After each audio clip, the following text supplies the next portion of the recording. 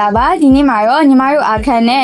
2026 April intake မှာဂျပန်ကို language ကိုကျောင်းသားတက်မဲ့ကျောင်းသားကျောင်းသူတွေနဲ့ farewell conversation လေးပြုလုပ်ပေးသွားမှာပဲဖြစ်ပါတယ်ညီမတို့ဒီအခန်းရဲ့ subject possession နဲ့ reception ရဲ့တာဝန်ခံမမျက်မြစ်ပို့ပဲဖြစ်ပါတယ်ဒီဘက်ကတော့ဒီမှာကတော့ reception နဲ့တက်တဲ့ဘက်မှာတာဝန်ယူနေတဲ့အပတ်စုံဖြစ်ပဲဖြစ်ပါတယ်ရှင်ဒီမှာတော့အခက်ရဲ့ကျောင်းတော်ဝင်ခံမဲ့အစ်ပိုင်းပဲဖြစ်ပါတယ်ရှင်ဟာကျောင်းသားရဲ့နာမည်လေးကြောက်ချင်းစီမိတ်ဆက်ပေးပါအောင်ရှင်ဟုတ်ကဲ့ကျွန်တော်နာမည်ကတော့တူချူဆန်ဖြစ်ပါမယ်ကျွန်တော်နာမည်ဟင်းသူဆိုဖြစ်ပါတယ်ကျွန်တော်ကသူကတန်းဖြစ်ပါတယ်ဒီမှာဟိုလည်းဖြစ်ပါတယ်ဒါဆိုရှင်ပေါ့နော်အမားတို့ရဲ့အခက်ကိုဘာလို့ရွေးချယ်ခဲ့ရလဲဆိုရဲအကြောင်းအရာလေးကနေစပြီးပြောလိုက်ကြအောင်ပေါ့နော်အမားတို့အခက်ကိုဘယ်ကနေစပြီးတည်ခဲ့ရလဲရှင်February ကနေစတည်တာပေါ့ကျောင်းခေါ်တာတွေ့လာတာလေနော်ကျောင်းခေါ်တာနေစပြီးတွေ့ခဲ့ရပါတော့ဒီကျောင်းခေါ်တာတွေ့ရပုံမှာပေါ့ဒီအမားတို့ရှိမှာတခြား agency တွေမှာလည်း post တင်ကြမှာပဲဒီအမားတို့အခက်ကိုဘာကြောင့်မို့ရောက်လာခဲ့ရလဲကျောင်းလျှောက်တုန်းကရောလူကိုယ်တိုင်လာလျှောက်ခဲ့ရလားဒါမှမဟုတ်ဒီတိုင်းပဲmessage တို့Facebook တို့ကနေပြီးစာပို့ပြီးတော့ပဲဆက်သွယ်ခဲ့ရလားရှင်ကျောင်းခေါ်တာတွေ့တော့class 1ကျောင်းခေါ်တာတွေ့တာပေါ့တဘောကြတော့ဒီ messenger အနေနဲ့တွားပြောတယ်ပြောပြီးတော့ဖုန်းလက်ဆက်တယ်ပေါ့ဖုန်းလက်ဆက်ပြီးတော့နောက်အဆင်ပြေတော့ကျောင်းကိုယ်တိုင်လာရောစုံစမ်းဒီကိုယ်တိုင်လာခဲ့တဲ့ပုံမှာရောဘယ်လိုလေးအလိုခန်းစားချက်ရှိခဲ့လဲservice ကောင်းတာတဘောကြပါလားservice ကောင်းတာတဘောကြ reception အမရေက service ကောင်းတာပေါ့နော်ဟုတ်အကွာရောဘယ်လိုစပြီးတွေ့ခဲ့ရလဲရှင်ကျွန်တော်က2025မှာ F5 စတဲ့တော့အဲ့ F5 တင်တဲ့ sensor ရပဲလာကြပိုင်းပြလိုက်ပေါ့ကျွန်တော်လုပ်ရတယ်ဘာမှမရှိဘူး sensor ပဲအကုန်လုပ်ပြလိုက်ရ sensor ရပဲအကုန်လုပ်ပေးခဲ့ရပေါ့နော်ဒီ sensor လုပ်ပေးခဲ့တဲ့ပုံမှာရောအခက်နဲ့တကယ်လူကိုယ်တိုင်တွေ့ခဲ့တဲ့အချိန်မှာရောစိတ်ကျဉ်းမှုရှိခဲ့ရလားကျဉ်းပါနည်းနည်းပဲလားဟုတ်ပါညာကျဉ်းတယ်အကွာကျွန်တော်လည်း Facebook ကနေပဲစတွေ့ခဲ့တာFacebook ကနေဒီတကူလိုက်ပြီးတော့ဆုံးဖြတ်ကြည့်တယ်အဲဒီမှာအကောက်တွေတော့လုပ်လာစတဲ့ကမှာဒီအကူနဲ့ပြောကြည့်တဲ့အခါမှာဆက်လုံးနေရရင်အဆင်ပြေလို့မလို့အမရဲ့ဖောင်နာနဲ့ကိုယ်တိုင်တွေ့ခဲ့ရပါဘောနော်ဒီအမဖောင်နာနဲ့ဆက်ပြီးတွေ့ရဲ့အချိန်မှာရောသူ့ဘက်ကရောဘယ်လိုရှင်းပြပေးခဲ့တဲ့ဒီရှင်းပြပေးခဲ့တဲ့ပုံမှာရောစိတ်ကြမနာမှုရှိခဲ့ရလားစီပါအကုန်စီအကုန်လုံးပေါ့မာရောဟိုထီကနေပြီးတော့စတည်ရထီကနေပြီးစတာဆက်ပြီးတော့လည်းလုပ်ပြီးစမ်းစီရပဲကောင်းစမ်းစီရတာသမီးရဲ့ကြည့်ပဲ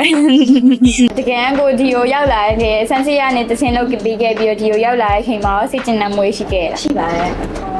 အစားအရာအကုန်လုံးလုပ်ပြီးရတယ်လည်းရရတယ်စစ်ကျင်ရတယ်ပေါ့နော်စစ်ကျင်အများကြီးရှိခဲ့ရပါတော့ဘလို့အရာရောပေါ့ဒီအခက်ဝန်ဆောင်မှုတွေထဲမှာဝန်ဆောင်မှု project တွေအများကြီးပဲရှိရလေဒီကျောင်းလျှောက်တဲ့ခါမှာ passport add တာရရှိမယ်ပြီးရင် interview ဝင်ဖြေရဟာမျိုးရှိမယ်ပေါ့ဒီလိုအချက်လေးတွေ COE အဲ့လို result ရအဆုံးဒီလေးလက်မှတ်အခုဆိုဖြတ်ပြီးသွားကြပြီအဲ့ဒီထဲမှာဒီဟာလေးကပို့ပြီးတော့အဲ့လိုစစ်ကျင်တဲ့မှုအရာအခဲ့ဆုံးလဲရှင်COE ပေါ့ COE ရောစစ်ကျင်တဲ့မှုရခဲ့ဆုံးပေါ့class 1ကျောင်းလေးမှာပဲအောင်ထားရတယ်နော်COE နဲ့ပတ်သက်ပြီးတော့ရောဘာတွေစိတ်ပူခဲ့ရသေးလဲဘာတွေအဲ့လိုမျိုး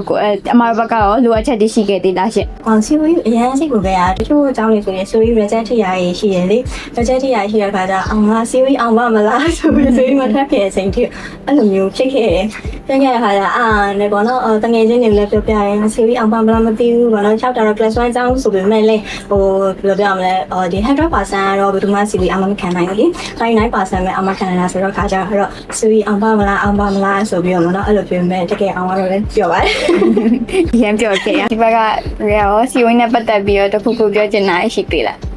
COE နဲ့ပတ်သက်ရောကြတော့စိတ်ပူခဲ့ရတယ်ရှိတာပေါ့ class 1ကျောင်းဆိုပြီးမဲ့ခုနမှပြောရတယ်လို့ပေါ့100%တော့ perfect ဖြစ်မိပြီလေCOE ကတော့တော်တော်ရင်ခုန်ခဲ့ရတယ်ပေါ့မိုက်ချစ်ပိုင်ပို့တော့တော်ပျော်သွားတယ်ပြီးတော့သူလိုက်ပြီးဖတ်နေအမကလည်းယုံမအဲ့တော့ဆိုထခုံကြဒီတစ်ပိုင်းအမရဲ့အရင်ဆုံးသိရဆိုသူကထက်ကနေဟင်းဆိုပဲဖြစ်တော့ဘာမှဖြစ်တာလဲပေါ့COE ဒီသူတို့ထင်ထားတဲ့အကြောင်းကပဲတကယ်အကုန်လုံးအောင်သွားခဲ့ဆိုပြီးအဲ့လိုမျိုးတကြောင်ထွက်တိုင်းတစ်ခါခုံနေကြသူကတကြောင်ချင်းစီထွက်တာဆိုအမတကြောင်ထွက်တယ်ဆိုထပြောဟေးပြန်ပြီးနောက်တကြောင်ထွက်လိုက်ထပြီးခုံလိုက်အဲ့လိုမျိုးဖြစ်ခဲ့ကြ ဘက်မှာလည်းဒီចောင်းသားရဲ့ COE ပေါ်မှာတော်တော်လေးလေးစိတ်ပူခဲ့ရတယ်ចောင်းသားရဲ့နဲ့ထပ်တူပေါ့နော်ကာယကရှင်နဲ့တူတူထပ်တူတကယ်မှစိတ်ပူခဲ့ရတယ်ဘယ်လိုပဲဖြစ်ဖြစ်ဒီចောင်းသားရဲ့အမရ COE ရအောင်လုပ်ပေးရမှာအမရတာဝန်နေဖြစ်တဲ့ဒီ project တွေကလည်းဒါအမရတာဝန်နေပဲလေဘယ်လိုပဲဖြစ်ចောင်းသားရဲ့တစ်ခုခုဖြစ်သွားရဲဆိုလို့ရှိရင်အမတို့ပေါ်မှာတာဝန်နေအများကြီးပဲရှိရဲအဲကြောင့်မို့ចောင်းသားရဲ့နဲ့တူတူတကယ်မှထပ်တူပြောခဲ့ကြရအဲ COE တုန်းကလည်းအမရ COE အတွက်ခက်စားချက်လေးပြောပြပါ စီယိုရပြုတ်ပြเจ้าနေက2လပိုင်းတရက်နေရထွက်တော့နေကျွန်တော်မူစားရှိကမထွက်သေးဘူးတော်တော်ကြာနေပြီ2ပတ်လောက်နေမှထွက်နေတွေ့အဲ့တော့အဲ့တော့ကနည်းနည်း pressure တွေကများပြီးတော့ဟိုလိုအပြည့်တင်ဒီလိုအပြည့်တင်အဲ့လိုဖြစ်တယ်အဲ့လိုအပြည့်တင်ပြီးတော့ရုပ်တရက်ကြီးအမအစ်ဖြစ်ပိုင်း group ထဲမှာလာပြီးတော့ COE online လူစင်းထုတ်လိုက်အဲ့ဒီမှာလက်ဖက်ဆန်ထိုင်နေတော့လက်ဖက်ဆိုင်ကနေအဖေဘေးနားမှာလည်းရှိတယ်။အမှအဖေကိုပြောလိုက်တော့အဖေကထခုံးလက်ဖက်ဆိုင်မှာအဲ့ထန်စားချက်တော့ဖြစ်ခဲ့တော့ COE အောင်တော့နောက်ပိုင်းလည်းဒီ COE အောင်ပြီးတော့အမေနဲ့အဖေနဲ့ပြောနေရမျိုးလည်းနည်းနည်းစိတ်ချမ်းသာတော့မဟုတ်ရင်မထွက်သေးတော့ pressure တွေကများနေပြီကောင်းတယ်မှာ တကယ်မိုင်းရပြောပြပါအောင်ရှင် ကျွန်တော်ကတော့19ရက်ထွက်မလို့နဲ့10ရက်ထွက်မလို့ဟုတ်တယ် မမဆောင်ပြီး 19ရက်နေ့ညကလေးကကျိုးပြီးအောင်ရင်ခုန်နေအောင်ခိုင်းနေကြကလေးကမနက်2နာရီ3နာရီလောက်မှအိပ်ကြောပဲမနက်ကနိုးလာပဲလေအမိုက်ဆွဲနိုးလာပြရတယ်ဒီပြောရတာပဲ မနက်ခင်းလေးချက်တီရှိပါ အမရဲ့အကဲရဲ့စာပေဝန်ဆောင်မှုနဲ့ပတ်သက်ပြီးတော့အကြံပေးချင်တာလေးများရှိလားရှင်အဲ့ဒါချက်တော့ပြောပြပါအောင်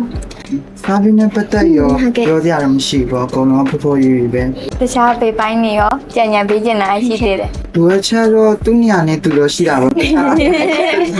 ခြားចောင်းသားတွေတော့မသိကျွန်တော်တို့စားပြီးပိုင်းနဲ့ပတ်သက်ရောတော့အဆင်ပြေတယ်အဲ့လိုတစ်ခုခုဆွေးနွေးရတာလို့ចောင်းသေးစားနေပြောရတာတွေကအကုန်လုံးအဆင်ပြေတယ် အမလည်းအရင် active ဖြစ်တာ အဲ့ဒီ အကဲမောင်ရချက်တော့ပြောပါရှင်အဆင်ပြေပါနော်အကြံပေးချင်တာလေးရောရှိလားရှင် အကုန်လုံးအဆင်ပြီးတော့အချမ်းပေးတာတော့တမီရှိပါ ဟုတ်ကဲ့ရှင်မောင်ရဟုတ် စင်တော့ပြေပါရဲ့အဲ့လိုဘာပြောမှလည်းလိုလိုက်ကြတာမှအပြင်လာပြောရင်တော့စင်ပြေတယ်နားလို့လိုက်ကြ ရုံးလာပြောရင်တော့တေချာပေါက်ရှင်းပြပေးကြပါရဲ့နော်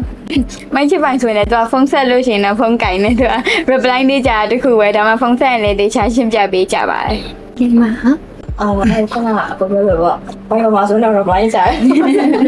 တခြားအပိုင်းကတော့အဆင်ပြေတယ်ဒါပေမဲ့ဖုန်းဆက်လို့ရှိရင်တကယ်ခိုင်မာတယ်နိုင်စပါဆက်ရှင်တယ်ဖုန်းဆက်လို့ရှိရင်တကယ်ခိုင်နေအဆင်ပြေ အကဲနဲ့ပတ်သက်ပြီးလေအမတ်တရားလေးရှိခဲ့တာလေးကိုတစ်ချက်တော့ပြောပြပါအောင်ရှင် ဒီမှာတရားတော့စီဝီအောင်တာပြောရတာမဖြစ်ဘူးပေါ့ တခြားပိုင်းနဲ့ရောမတရားလေးတစ်ခုရှိခဲ့သေးလားပွဲနေတော့ဟာရော ပွဲနေ့တုန်းကတော့ခရီးဝေရောက်နေတော့မလာရဘူးအဲ့ဒါတော့မတရားမဖြစ်ဘူး တခြားဒီလိုပိုင်းနေရင်မှာဟိုလိုဒီ reception ကိုလာတဲ့ဘိုင်းမှာအမတရားဖြစ်ခဲ့ရတို့ interview ဘိုင်းမှာဟိုလိုမတရားလေးရှိခဲ့သေးလား ရှိတယ်အင်တာဗျူးပြောမယ်ကျွန်တော်ခက်တယ်ကျွန်တော်ဖြစ်နေတာဒါပေမဲ့အဆင်ပြေနဲ့ဖြစ်သွားတာဒီချာဘေးနာနေ sporting ပြီးတော့တော့အဆင်ပြေသွားတာ interview လေးရောဘယ်လိုခက်ခဲရှိခဲ့ရလဲ အင်တာဗျူးကဒီလို April intake ဆိုလို့ရှိရင်အင်တာဗျူးတွေကလည်းလွယ်တယ်လို့ရှိနေတာဒါကျွန်တော်ဖြေတဲ့ဟာကြတော့ဒီခန်းကြီးတွေမေးတယ် ခန်းကြီးမေး ခန်းကြီးတွေမေးတော့ဒီနာအမတွေကတခြားလေးရှင်းပြပြပေးတာငါတော့မတရားဟုတ် ကျွန်တော်ကအင်တာဗျူးဖြေတာရပြီးတော့ဒီပါတီပွဲလုပ်တဲ့အချိန်မှာအဲ့ဒါရောအမှတ်တရရှိတယ် ပွဲတော့လာခဲ့ရ ဟုတ်အင်တာဗျူးဖြေတော့ကြာဒီကိုသူရသက်စင်တို့ပြီးတော့မတ်တွစ်တိုင်းဆိုတော့တယောက်ရှိတယ်၃ယောက်ပဲအောင်တာဖြစ်လာပြီးတော့ဘယ်နှစ်ယောက်ရှိရလားမသိဘူးဆက်ယောက်ပဲရှိအဲ့လိုလေအမှတ်တရလေးရှိတော့သူတို့နဲ့လည်းအကြရခင်လာတယ်အမှတ်တရလေးဖြစ်သွားပြီးတော့ပါတီပွဲတက်တော့မနေဘူးပေါ်လာရောအကုန်လုံးပေါ်လာဖြစ်သွားတာ ဒီနေ့ရောဝန်ဆောင်ဖြစ်ခဲ့တာမသိ ကင်းရမစိုးဒီမှာဆွဲခေါ်လို့တာတပွဲဆော်လိုက်ရ ဆွဲခေါ်ပြီးပါ ကျွန်တော်အရှိဆုံးတက်မှာထိုင်ရအခုတက်တဲ့ဆိုပြီးဆွဲခေါ် အမခေါ်လိုက်မိရလား ဘူးရအမတ်တရားအရင်ရှိတယ်ရှင် ပွဲနေတော့ပါအဲ့ဒီ ပွဲ ဒီ နေ နေ့ ရော ရောဝန် ပါ ဆောင်ခဲ့တာမသိ ဂျပန်နဲ့ပတ်သက်တာလေးဖြေရတယ်ဆောက်တယ် အမမိုက်ကြီးတင်းထိုးပေးခဲ့သေးလားမလိုပဲအဲ့နဲ့ចောင်းသားရအဲ့လိုအရန်မလောက်ကြလှုပ်အောင်လို့မိုက်ကြီးအတင်းလိုက်ထိုးပေးရ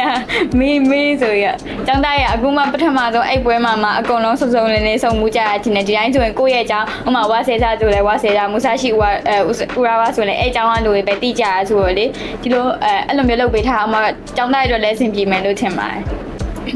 တယောက်ကဘယ်လိုမှတ်တရရှိခဲ့သေးလဲ那这边ကတော့အင်လောက်ဖြေတော့ပထမတစ်ခါအင်လောက်ဖြေတော့ဆိုတော့ကြာတာဟုတ်10ရောက်ပြည့်တဲ့မှာ4ရောက်ဆိုရွေးရခါကျအဲ့တော့နည်းနည်းစိတ်ကကြပါသေးတယ်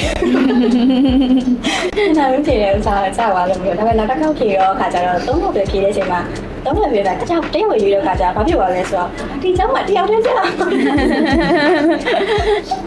နည်းနည်းလေးစိတ်လှုပ်ရှားပါအဲ့လိုမျိုးရှိခဲ့ ဒီ agency ဘက်နဲ့တငယ်ချင်းတွေပါရဟောရောရှိသေးလား ရှိတယ် ဟောပွဲတော့ အကြောင်းတွေမှာရောက်ကုန်တာပါ ပွဲနေရောလာခဲ့သေးလား အဲ့ဒါလည်းလာခဲ့တယ်အရင်ပြဖို့ကောင်းတယ် နောက်ဆုံးဒီနေခဲ့ရတယ်နောက်ဆုံးဒီတူကဲခဲ့ရတယ်တူကဲခဲ့ကြမယ်တဲ့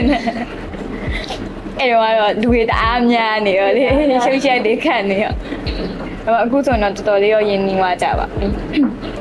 တခြားအခက်ခဲလေးရောရှိခဲ့သေးလားအမ browser တစ်လျှောက်လုံးမှာပေါ့စိတ်ထက်တေးလေးရစားထစ်နေရမျိုးဥမာ passport လာအပ်တဲ့အချိန်မှာစိတ်ထစ်သွားတာမျိုးဒါမှမဟုတ်ငွေသွင်းတဲ့အချိန်မှာအဆင်မပြေဖြစ်ခဲ့တာမျိုးအဲ့လိုမျိုးတွေရောရှိခဲ့သေးလား အဲ့လိုကတော့ရှိတာတော့ရှိတယ်အများကြီးတော့မဟုတ်ဘူးဒီစပူနဲ့ပတ်သက်ပြီးတော့ဒီ COE အောက်သွားပြီးတော့ပတ်စပူလောက်ရတော့မယ့်အချိန်မှာတော့နည်းနည်းစိတ်မတက်မတာဖြစ်တာအဲ့ဒါတစ်ခုလောက်ပဲအခက်ခဲရှိခဲ့တာကြောင်းလျှောက်တဲ့ကဒီ COE အောက်နဲ့အထိပေါ့နော်ပတ်စပူတစ်ခုပဲခက်ခဲသွားတာအမေအကပန်းနဲ့စီပြောင်းလုပ်ပြီးလိုက်တာ ကိုရော passport တွေ BG ကနေချိန်ပြီးသားလားရှင် ချင်း ဟောချိန်ပြီးသားပြီဟောတဲ့မချိန်ပြီးသားမိသားနည်းနည်းဒါကတော့ဘလို့အခက်ခဲလေးရှိခဲ့သေးလဲမှာပဲ process တစ်ခုလုံးမှာ နည်းနည်းစိတ်ကတိကောက်ဖြစ်တာလေးတော့ရှိအောင်ဒါပေမဲ့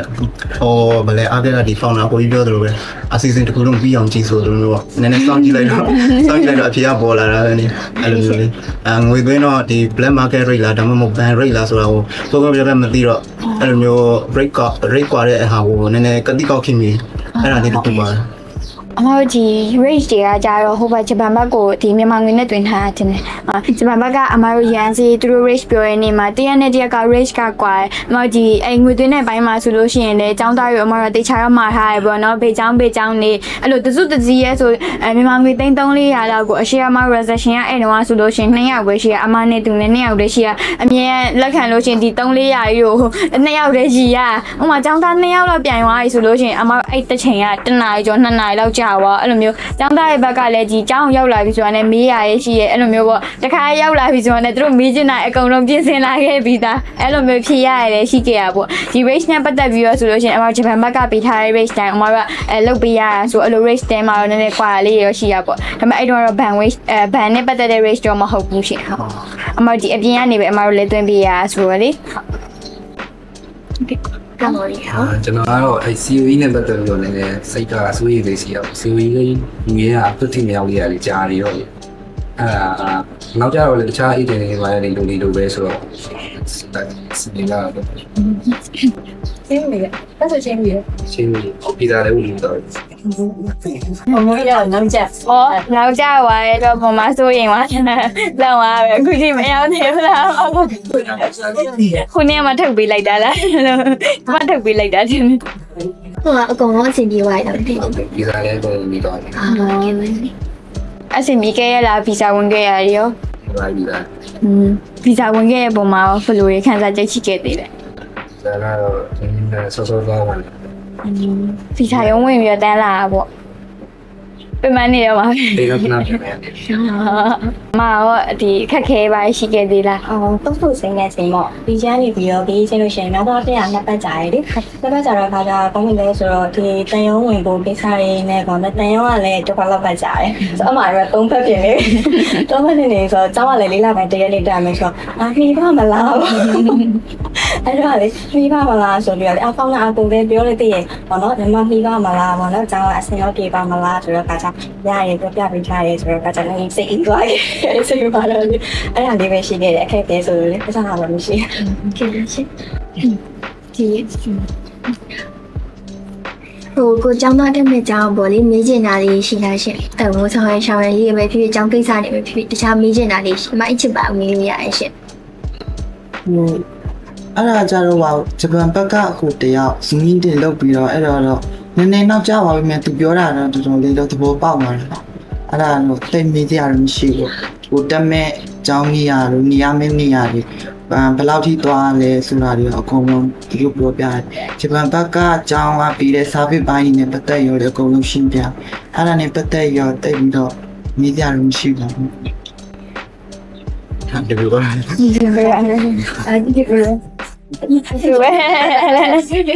အမတို့တော်တော်များများနဲ့အမတို့ဖောင်တာနဲ့စကားပြောဘူးကြမယ်ထင်တဲ့အကြောင်းသားရယ်လေဒီအမတို့ဖောင်တာနဲ့တိုက်ရိုက်အဲ့လိုစကားပြောရတဲ့ပုံမှာရောဘယ်လိုသဘောရလဲဘယ်လိုမြင်လေးရှိတယ်တည်မလားတချို့ agency တွေဆိုလို့ရှိရင်ဖောင်တာဟိုတော့မှမသိရမျိုးတို့ဒီဖောင်တာနဲ့တိုက်ရိုက်ပေးပြောရမျိုးတွေမရှိခဲ့ဘူးလေဒါပေမဲ့အမတို့ဆိုလို့ရှိရင် group တွေဖွဲ့ရဆိုအမတို့ဖောင်တာတွေထည့်မယ်အမတို့ရဲ့ဒီကျောင်းတာဝန်ခံတွေအကုန်လုံးထည့်ထားရဲအဲ့လိုမျိုးပေါ့အမတို့ဖောင်တာနဲ့တိုက်ရိုက်စကားပြောရတဲ့ပုံမှာရောဘယ်လိုစိတ်ခံစားချက်တွေရှိခဲ့သေးလဲဆောင်းနာနဲ့ရတော့တိတ်မပြောဘူးအဓိကတော့အမားတို့နဲ့ပဲကျောင်းကိစ္စတွေကပြောပြတာများတယ်မရုံနဲ့ရောအဆင်ပြေခဲ့တယ်ပြေးပါတယ်ဟုတ်ပုံရိုက်ပြီးထားတယ်ကိုဒီဖောင်နာနဲ့အမဖောင်နာနဲ့တိုက်ရိုက်စကားပြောရမျိုးတွေပါရောရှိခဲ့ဘူးသေးတာဒီခုလိုထဲမှာအဲ့ပေါ်စိတ်ခံစားချက်လေးပြောပြပါတော့ပြောရမယ်လူငယ်တွေကိုသူကတေချာရှင်းပြနားမလဲလို့ရှိရင်လည်းအပိမ်မခံတာပေါ့ကျွန်တော်တို့တွေ complaint တက်တာဆိုလို့ရှိရင်လည်းသူအေးစစ်စစ်ပြန်ဖြေရှင်းပေးအကုန်လုံးအသေးစိတ်အစီအစဉ်တခြားလုပ်ပေးအဲ့လိုမျိုးပဲပြောကြကွာကုန်ရတော့စားလာဆုံးတဲ့ပြောတဲ့တာဆိုစင်ရအောင်ပြန်ကြပေါ်ပါပဲတိတ်ပြီးတော့လည်းစွေးစိတ်ကြောက်စိတ်ဖြစ်တယ်မရှိဘူးတိုက်ရိုက်စကားပြောရအောင်စိတ်ကြည်နမှုရှိရဲ့ရှိပါတယ်ဟုတ်စင်နေပါရဲ့ပါလာတဲ့ပြောရဲ့ခါဒီစားနေလောင်းလိုက်ရတဲ့ခါအလုံးရှင်းရပေးရဲ့ဒီစိတ်ကစားနေရတယ်အဆင်ပြေဖောင်နာနဲ့ပြောပြပေးတာဒါပြန်လို့မတင်တော့တခြားအမားတို့ရှိအမားတို့အခဲဝန်ဆောင်မှုတွေပိုင်းနေရောဒီအမားတို့အကြံဉာဏ်ပေးခြင်းနဲ့မိကွန်းလေးအကြံဉာဏ်ပေးခြင်းနာမျိုးလေးမေးခြင်းနာမျိုးလေးရောရှိသေးလားရှင်တခုတယောက်ကိုတခုစီလာဘူးအမားတို့အကြံဉာဏ်လေးပေးပါအမားပဲ process လေးဒီpassword စာအပ်တဲ့ကာလကနေစပြီးဒီငွေသွင်းတာတို့ပြီးဒီလင်းလက်မဖြတ်တာတို့အမား group ထဲမှာပို့ရစာလေးရအစကွာစာလေးတစ်ကြောင်းအားစအဲ့လိုအမားတို့အကြံဉာဏ်ပေးခြင်းတဲ့ဟာလေးတယောက်တခုစီလောက်ဖြစ်ဖြစ်ပြောပြပါအောင်ရှင်အဓိကတော့ပါပေါ့နောက်ရှောင်းနေကြောင်းသားလေးပေါ့နော်အဓိကပြောချင်တာတော့ဖက်ဆက်ဖို့ပေါ့နော်ဖက်ဆက်ဖို့အခက်ခဲမဖြစ်အောင်လို့တော့ခဏလေးတခုပါဘူးအဲ့အတွက်လည်းမစူးစမ်းပြီးပြင်ဆင်ပေးပါမယ်ရှင်အကွာရောခါလေးအကြံဉာဏ်ပေးခြင်းဒီလည်းညီမတို့အကြောင်းဘက်ကိုကျွန်တော်ကတော့ဒီလိုတော့မရှိဘူးဒါပေမဲ့ကျွန်တော်ကဖုန်းပြောရတာကြောက်တဲ့သူဆိုတော့Messenger message တော့ဘာလို့ပဲပို့ပြနေ Viber တော့မှာအဲ့အချိန်မှာပို့ထားတာဒီနေ့ဆိုလို့ရှိရင် reply ပြန်တာ3-4ရက်နေမှာအဆင်ပြေမနေဘူးလေအဲ့လိုမျိုးအဲ့ဒါလေးတော့နည်းနည်းတရုပ်စိတ်မဘကလည်းဒီရနဲ့ပတ်သက်ပြီးတော့လေဟိုဟာတခြားလေးအဆင်ပြေအောင်လုပ်ထပ်ပြီးတော့လုပ်ပေးပါမယ်ရှင့်ဒီမှာကအကြောင်းရဲ့တာဝန်ခံရတယ်တယောက်လေးဖြစ်နေရဆိုတော့လေ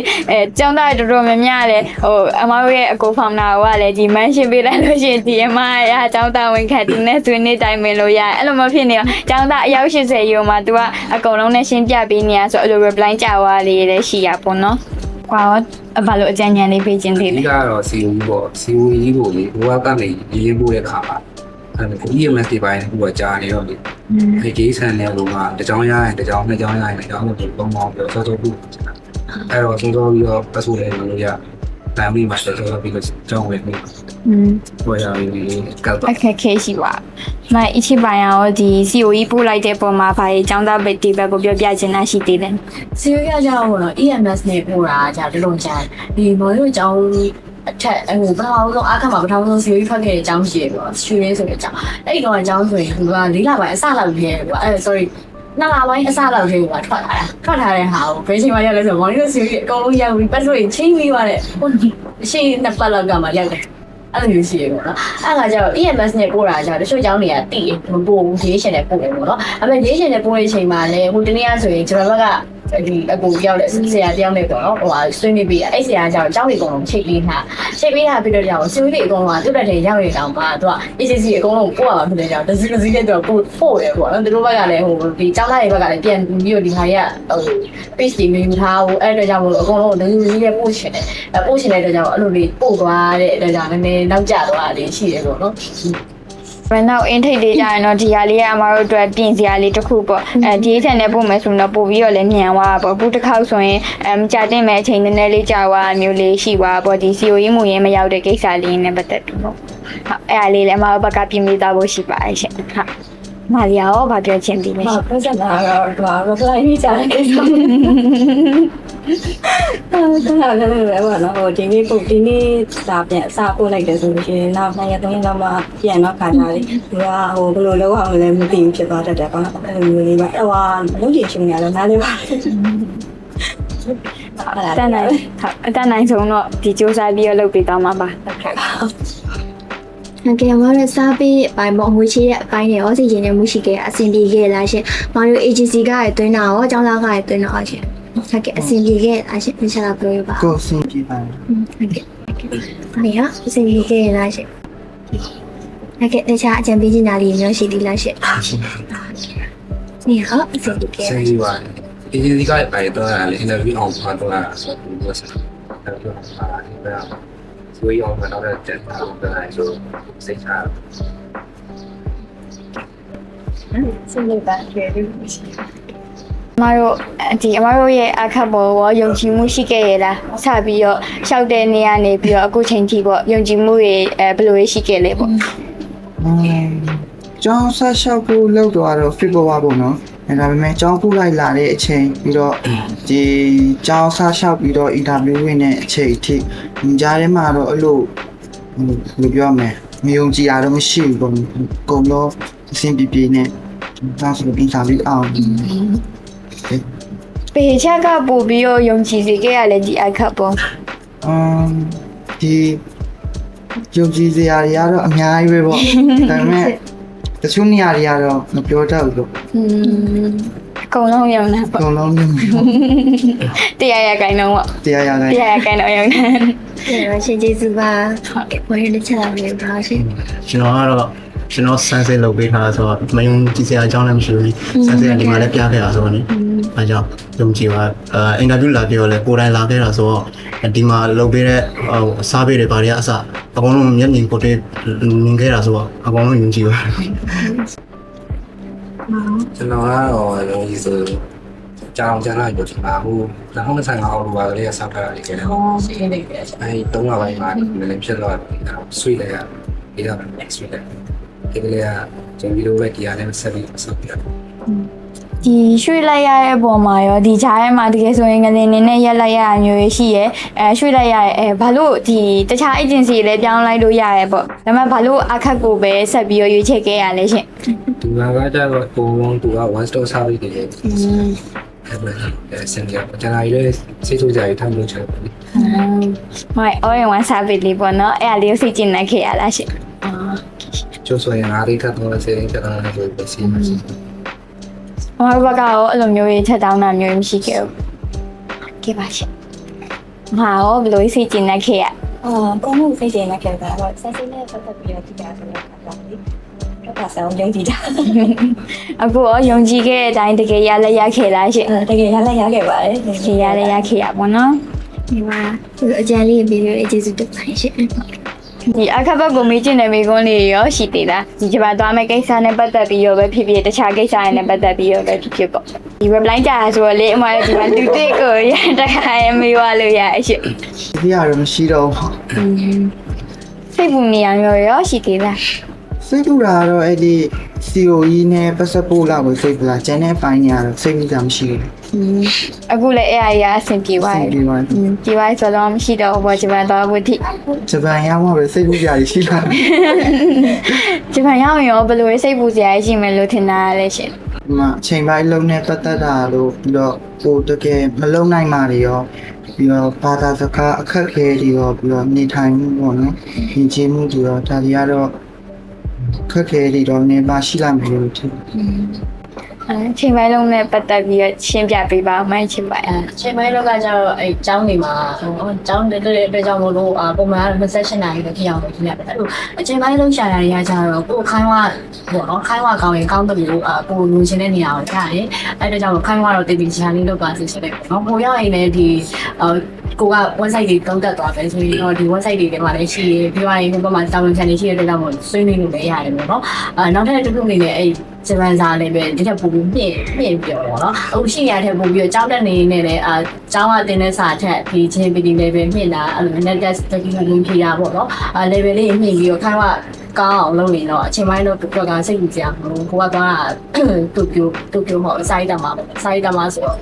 အချိန်ပိုင်းတော့ပေါ်လာဒီခိုင်ဝပိုင်းနေလဲစိတ်ပူနေရမျိုးလေးရောရှိမှာပေါ့ဒီလူမှုနေထိုင်မှုဘဝလေးရောပေါ့ခိုင်ဝပိုင်းဆိုလို့ရှိရင်လည်းဒီဟိုဘက်ရရင် language ကိုတက်မယ်ဆိုလို့ရှိရင်သူကဒီဂျပန်လိုပဲအရင်ဆုံးသင်မိမှာမဟုတ်တချို့ကျောင်းတွေပုံမှန်မူတည်ပြီးတော့ဒီအင်္ဂလိပ်စာနဲ့အရင်ဆုံးရှင်းပြရမျိုးလေးလည်းရှိရဲအခုနောက်ပိုင်းမှာလည်းသူတို့ရှိမှာအင်္ဂလိပ်စာကိုလည်းသူနေကြကြနဲ့ပို့ပြီးတော့တုံးလာပြီးဆိုတော့လေကိုကဒီဂျပန်စကားကြီးပဲမရလို့စိတ်ပူနေရမျိုးရောအများကြီးရောမရှိနဲ့ပေါ့အခုကလည်း level တစ်ခုစီအထိအကုန်လုံးကရောက်ထားပြီးကြပြီဒါကြောင့်မို့ COE တင်ရရဲဂျပန်သွားရအထိဖြစ်လာဆိုတော့ကိုလည်းယုံကြည်မှုပို့ပြီးတော့ရှိစေခြင်းနဲ့ပြီးတော့အခုတွေကလည်းပြောတတ်စီခြင်းနဲ့ပေါ့နော်တခါရေးပြောว่าကိုအကုန်လုံးအစားရထားလို့ဆောင်မွေးလည်းအောင်ခဲကြပြီးပြီလေအားကြောင့်မလို့ကိုရထားတဲ့ level လိုက်စကားပြောနိုင်အောင်လို့ခုတွေကကျင့်ထားစီခြင်းနဲ့ပြီးတော့ကိုလည်းယုံကြည်မှုရှိစေခြင်းနဲ့ပေါ့နော်ကျောင်းသားတွေတော်တော်များများကြတော့ကိုစာရရဲဒါမှမပြောရဲဟိုဥမာကိုဂျပန်လိုပြောလိုက်တယ်ဆိုလို့ရှိရင်တို့ကရှိမလားလောင်မလားအဲ့လိုမျိုးစိတ်ပူကြတာများကြပါတယ်အားကြောင့်မလို့ကိုမားနေရဆိုလို့ရှိရင်တော့မှအဲ့လိုပြောရဲဆိုတာအရန်ကောင်းတယ်ကွာတိလားမားနေတော့မှပြောလိုက်လို့ရတယ်ဂျပန်စကားအဲ့ကြတယ်သူတို့ဂျပန်တွေကဘလိုကိုပိုကြိုက်တာလဲဆိုတော့အခုမားနေတော့မှပြောလိုက်အဲ့မျိုးသူတို့ပြောရဲတတိကိုကြိုက်တယ်ကွာအဲ့တော့သူတို့ပြင်သွားပေးလိမ့်မယ်အခုအမရှိမှဆိုလို့ရှိရင်ကလေးအဲ့လိုစပြီးတော့စကားပြောလို့ပဲသူတို့ပြောလိုက်ပြောနေရဆိုတဲ့ဟာလေးရောမှတော်လေးချစ်နေကြပြီလေအဲ့လိုမျိုးပြောလိုက်တယ်မှားသွားရဆိုရင်တော့များထောက်ပြပေးမယ်သူတွေကလည်းရှိမှာပါပဲအဲ့အကြောင်းလို့ခိုင်ဝါနဲ့ပတ်သက်ပြီးတော့လည်းအများကြီးစိတ်ပါနေလို့ပြောချင်တာပါ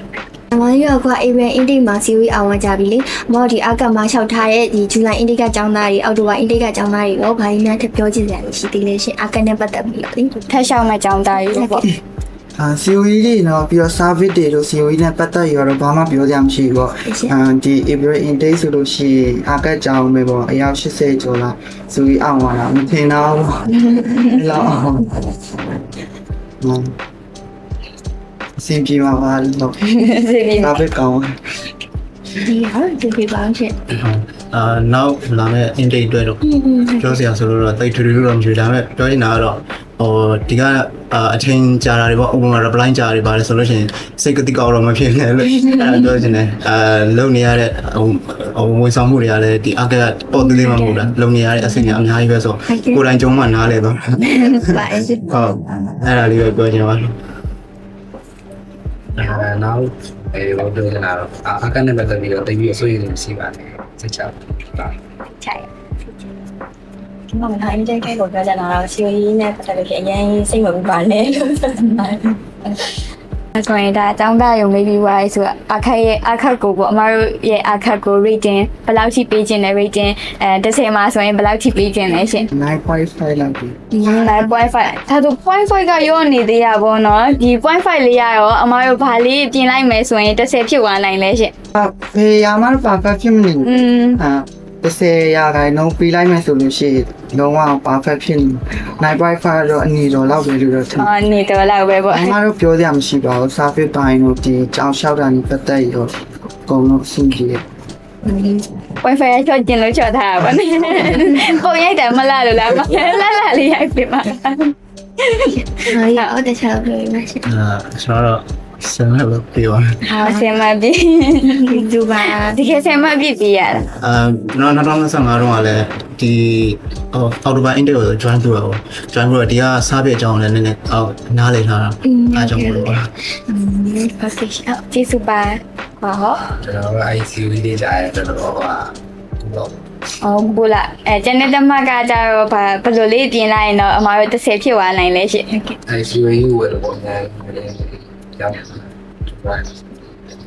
COE မူရင်ဒါမြန်ရောက်မှဆို10ဖြစ်မှာပေါ့နော်ဒီစင်နဲ့ပို့လိုက်တင်လားဒီစင်နဲ့ပို့လိုက်မှ10ရမှာပေါ့နော် မရောဘယ်လောက်ထိပေးခြင်းလဲရှင် ပို့လာပါပဲပို့လာနားတော့ reply လေးဟိုမြန်လေးတင်ပြီးနိုင်မယ်ဆိုလို့ရှင်တော့ တစ်စေဖြစ်သွားမှာ reply နဲ့ဒါဆိုတော့မအီးချက်ပိုင်ပေါ်မှာမူကြည့်ပါဘူးကျန်တဲ့တမတ်ကမဟို reply မြန်လို့ရှိရင်တမတ်ဖို့ရမှာ ညကုန်ပြန်ပြီ ညအကုန်လုံးပြန်တော့မှ300ရှိ300လုံးပြန်တော့ချမ်းကျင်တာလေးရှိသေးတယ်ဒီမှာအခက်ကိုတခြားပြောချင်တာလေးရောရှိသေးလားရှင် ရှိတော့ ရှိရောကောလုံး စိတ်ပြေပါလား အားလုံးစင်ပြေပါနော်အေးဟာအဲ့ဆိုအခုလိုမျိုးအမားရှိကိုအချိန်လေးတေချာပေးပြီးတော့တကူတကအချိန်လာပေးပြီးရတဲ့အတွက်လည်းအရန်ကိုကျေးဇူးတင်ပါတယ်အကုန်လုံးရှင်ဟာ We are အခက်နဲ့တွေ့လို့လုံးဝမနစ်နာစေရဘူး